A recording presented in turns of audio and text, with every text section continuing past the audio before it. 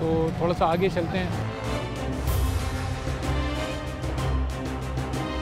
देखिए जी, बरसग़ीर पाक व हिंद में हमारे आबा व अजदाद ने लाखों की कुर्बानी देके इस मुल्क को सिर्फ इसलिए हासिल किया था कि यहाँ अल्लाह का निज़ाम नाफिज़ किया जाएगा।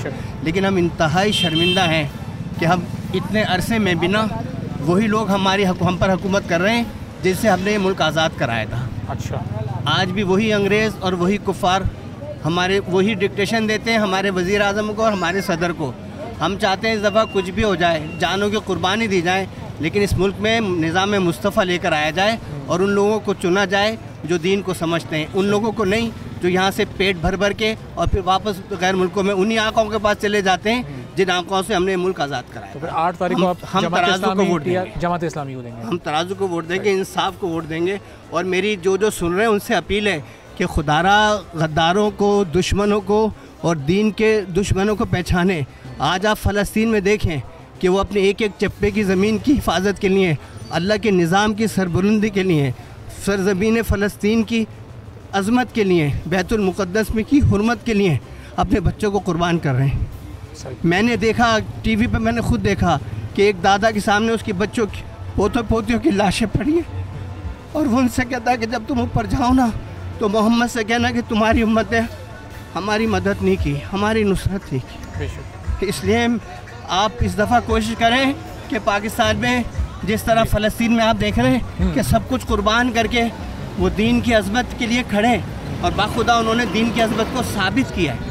उन्होंने दीन की अज़मत को साबित किया कि बड़ा कौन है। सही, ना तोपें हैं, ना तलवारें हैं, ना बम हैं।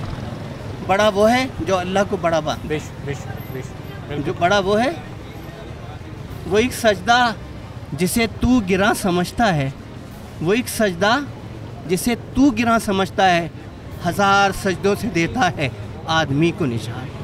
और हम इस वतन के लिए खड़े हैं, अपनी जानें देंगे, खून देंगे, क्योंकि ये वतन मामूली चीज़ नहीं है। ये वतन सलामत वतन चमकते हुए कंकरों का नाम नहीं, वतन चमकते हुए कंकरों का नाम नहीं, ये तेरे जिस्म तेरी रूह से इबारत है।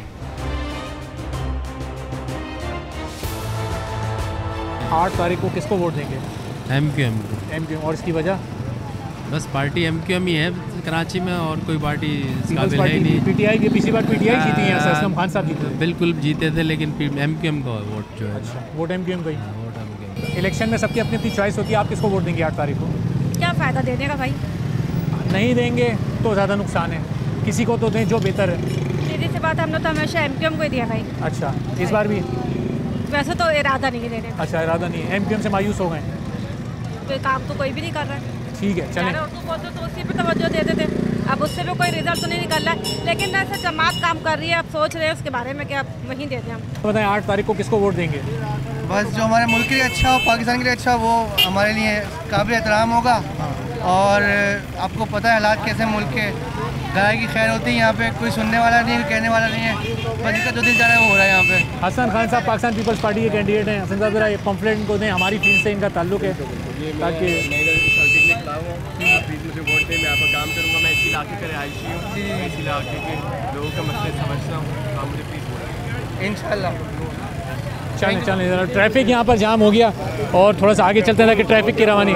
किसको देंगे वोट 8 तारीख को? वोट बस जो काम करेगी, जो रोडें बनाएगी, पानी देगा, तब होगा। और ये तो इलेक्शन का ये मेंबर सारे माल कमा रहे हैं, क्या फायदा। चलें आ जाए, आए भाई ज़रा, एक हजरत खड़े, एक अंकल खड़े। बस क्या नाम? आमिर, किसको दोगे वोट 8 तारीख को?